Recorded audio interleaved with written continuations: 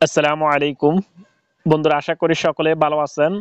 আজকের এই ভিডিওতে আমরা আপনাদেরকে দেখাবো কিভাবে আপনারা ঘরে বসে ঢাকা ব্যাংকের গো স্মার্ট অ্যাপস রেজিস্ট্রেশন প্রক্রিয়া কমপ্লিট করবেন। ভিডিওটি শুরু করার আগে আপনি যদি আমার চ্যানেলের নতুন দর্শক হয়ে থাকেন, প্লিজ দয়া করে আমার চ্যানেলটি এখনই সাবস্ক্রাইব করে রাখুন এবং পাশে থাকার যে বেল বাটনটি আছে সেটি অন করে দিন, তাহলে নতুন নতুন ভিডিওগুলো সবার আগে পেয়ে যাবেন। তো আমরা আপনাদেরকে দেখাতে চলছি কিভাবে আপনারা ঢাকা ব্যাংকের গো স্মার্ট অ্যাপসটি রেজিস্ট্রেশন প্রক্রিয়া কমপ্লিট করবেন। প্রথমে আপনারা প্লে স্টোর থেকে অ্যাপসটি ডাউনলোড করে নেবেন। ডাউনলোড করার পর আপনারা যখন অ্যাপসটা ওপেন করবেন, ওপেন করার পর আপনাদের সামনে ঠিক এরকম একটা ইন্টারফেস আসবে। আসার পর এখান থেকে আপনারা কন্টিনিউ অপশনে ক্লিক করবেন।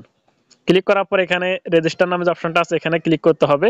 ক্লিক করার পর এখানে দেখতে পাবেন আই হ্যাভ ডিবিবিএল অ্যাকাউন্ট, এইখানে একটা আইকন দেওয়া আছে, আইকনের মধ্যে ক্লিক করবেন। ক্লিক করার পর আপনাকে এই পেজে নিয়ে আসবে। এখানে কিছু টার্ম এন্ড কন্ডিশন দেওয়া আছে, সেগুলোর মধ্যে এখানে একটা ঘর দেওয়া আছে, ঘরের মধ্যে ক্লিক করে আপনি অ্যাকসেপ্টের মধ্যে ক্লিক করতে হবে।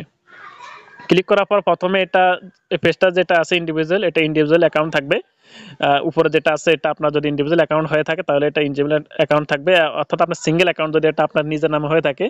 আর যদি আপনার ফ্রেন্ড বন্ধু বান্ধব সহ অ্যাকাউন্ট হয়ে থাকে তাহলে সেটা আপনার এখানে আপনার যে রিলেশনশিপ যে অ্যাকাউন্ট আছে সেটা দিতে পারেন। তো এটা যেহেতু আমার নিজের নামে অ্যাকাউন্ট, তো আমি এখানে আমার 13 সংখ্যার যে অ্যাকাউন্ট নাম্বারটি আছে সেটা আমি এখানে বসিয়ে দিচ্ছি। বসিয়ে দেওয়ার পর এখানে আপনার নিচে ডেট অফ বার্থ, এই ডেট অফ বার্থ আপনাকে অবশ্যই এখান থেকে সিলেক্ট করে দিতে হবে। তো আমরা আমাদের ডেট অফ বার্থটা এখান থেকে সিলেক্ট করে দিলাম। দেওয়ার পর এখানে আপনাকে একটা পাসওয়ার্ড বসাতে হবে। পাসওয়ার্ডের মধ্যে অবশ্যই 6 সংখ্যা বসাবেন, বড় হাতের একটা লেটার বসাবেন, ছোট হাতের একটা লেটার বসাবেন। তারপর আপনি এই পাসওয়ার্ডের মধ্যে এই যে অ্যাড্রেসটা ব্যবহার করবেন। ব্যবহার করলে আপনার পাসওয়ার্ডটা এখানে নতুন পাসওয়ার্ডের মধ্যে যে পাসওয়ার্ডটা দিবেন ঠিক কনফার্ম পাসওয়ার্ডের মধ্যে একই পাসওয়ার্ডটা দিবেন। দেওয়ার পর আপনি এখানে নিচের দিকে সাবমিটে ক্লিক করবেন। তো আমরা এটা স্কিপ করে এটা ফিল আপ করে সাবমিটে ক্লিক করব। তো আমরা এখানে আমাদের অ্যাকাউন্ট নাম্বার এবং ডেট অফ বার্থ এখানে একটা পাসওয়ার্ড সেট আপ করলাম এবং একই পাসওয়ার্ড কনফার্মের মধ্যে সেট আপ করলাম। সেট আপ করার পরে এটা এসএমএস এর মাধ্যমে দেওয়া আছে। তারপর আমরা সাবমিট অপশনে ক্লিক করব।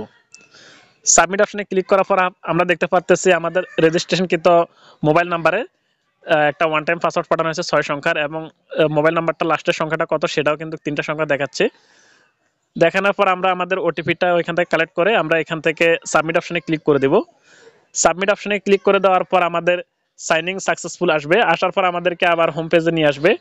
তো হোম পেজে আসার পর আপনি এখানে লগইন নামে যে অপশনটা আছে অপশনে ক্লিক করবেন। ক্লিক করার পর আপনার ইউজার আইডি থাকবে আপনার মোবাইল নাম্বারটা, এবং আপনি একটু আগে যে পাসওয়ার্ডটা সেট আপ করেছেন সেটা আপনার পাসওয়ার্ডের মধ্যে থাকবে। তারপর আপনি এখানে লগইনের মধ্যে ক্লিক করবেন। লগইনের মধ্যে ক্লিক করার পর আপনার রেজিস্ট্রেশনকৃত মোবাইলে আরেকটা ওয়ান টাইম পাসওয়ার্ড যাবে, এটা হলো আপনার ডিভাইস রেজিস্ট্রেশন করার জন্য। ওই পাসওয়ার্ডটা দিয়ে আপনি যখন সাবমিট করবেন, সাবমিট করার পর আপনাকে ভিতর পেজে নিয়ে যাবে। এরপর থেকে আপনি ঢাকা ব্যাংকের ইন্টারনেট ব্যাংকিং বা ঢাকা ব্যাংকের যে গো অ্যাপস আছে এটার সকল সার্ভিস আপনি গ্রহণ করতে পারবেন।